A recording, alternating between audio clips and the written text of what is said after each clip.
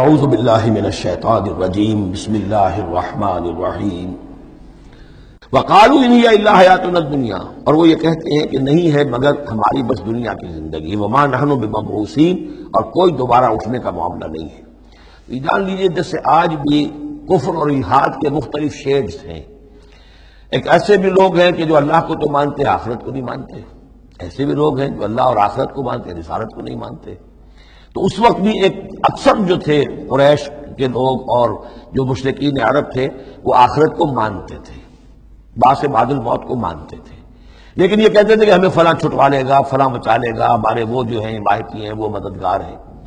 لیکن کچھ طبقہ ان میں ایسا بھی تھا کہ جو جیسے آج کل کے ہمارے ملحد ہیں کہ نہیں کوئی زندگی نہیں ہے، مادہ پرستی جس کو ہم کہتے ہیں الحاد، کہ بس یہی زندگی ہے، کوئی اور زندگی نہیں ہے۔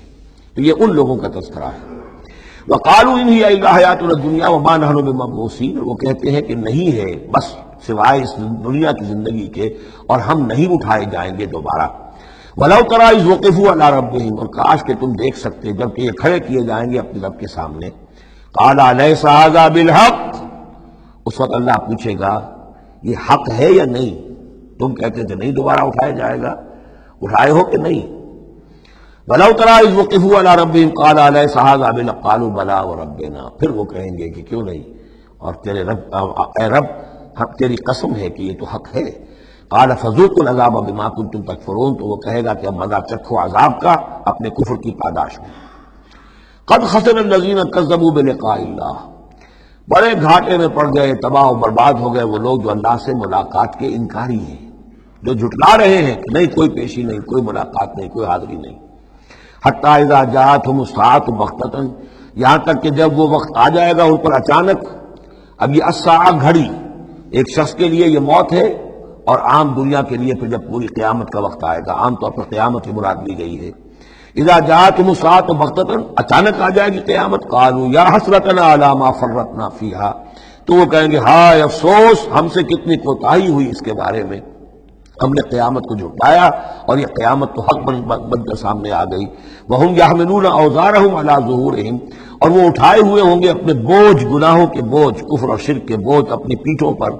أَلَا سَاءَ مَا يَزِرُونَ، آگاہ ہو جاؤ بہت برا بوجھ ہوگا جو اٹھائے ہوئے ہوں گے۔ وَمَا الْحَيَاةُ الدُّنْيَا إِلَّا لَعِبٌ وَلَهْوٌ، اور نہیں ہے دنیا کی زندگی مگر کھیل اور کچھ جی بہلا لینا۔ یعنی اس کو یہ نہ سمجھیے کہ دنیا کی زندگی حقیقت نہیں ہے، تقابل میں کہا یہ جاتا ہے، تقابل میں آخرت کے مقابلے میں اس کی یہ حقیقت ہے۔ ایک شے ابدی ہے، ہمیشہ ہمیش کی ہے، ایک شے عارضی ہے، فانی ہے۔ لہذا جب تقابل کریں گے، جیسے کہ دعا استخارہ میں فَإِنَّكَ تَعْلَمُ وَلَا أَعْلَمُ، اے اللہ تو جانتا میں نہیں جانتا، اس کا یہ مطلب تو نہیں کہ انسان کے پاس کوئی بھی علم نہیں، لیکن علم اللہ کے علم کے مقابلے میں، چاہے نبی کا علم ہو، فرشتوں کا علم ہو، کچھ نہ ہونے کے برابر ہے اللہ کے علم کے مقابلے۔ فَإِنَّكَ تَعْلَمُ وَلَا أَعْلَمُ، اسی طریقے سے یہاں یہ ہے کہ یہ چیز در حقیقت جو ہے لعب اور لہو، ورنہ یہ کہ حضور نے فرمایا اور صحیح فرمایا، صدق ما قال، کہ الدنیا مزرعۃ الآخرہ، یہ دنیا آخرت کی کھیتی ہے۔ اگر تو یہ سمجھ لیا جائے یہاں بو گے تو وہاں کاٹو گے، اگر یہاں بو گے نہیں تو کاٹو گے کیا؟ یہاں بو گے تو فصل کٹے گی وہاں۔ تو یہ تعلق ہے دنیا اور آخرت کا، تو اس اعتبار سے دنیا ایک حقیقت ہے، امتحانی وقفہ ہے۔ لیکن جب آپ تقابل کریں گے دنیا اور آخرت کا تو اس کی ابدیت، اس کی شان و شوکت اس کے مقابلے میں گویا کہ یہ نہ ہونے کے برابر ہے۔ یہ 3 گھنٹے کا ڈرامہ ہے جس میں کسی کو بادشاہ بنا دیا، کسی کو فقیر بنا دیا۔ وہ ڈرامہ ختم، نہ بادشاہ صاحب بادشاہ ہیں اور نہ فقیر صاحب فقیر ہیں، وہ باہر جا کر کپڑے بدل کر وہ ایک ہے، ایک جیسے ہیں سب کے سب۔ یہ ہے صورت۔ وَلَلدَّارُ الْآخِرَةُ خَيْرٌ لِّلَّذِينَ يَتَّقُونَ، اور یقیناً آخرت کا گھر جو ہے، آخرت کا گھر بہتر ہے ان لوگوں کے لیے کہ جو اللہ کا تقوی اختیار کریں۔ افلا تعقلون، تو کیا تم عقل سے کام نہیں لیتے؟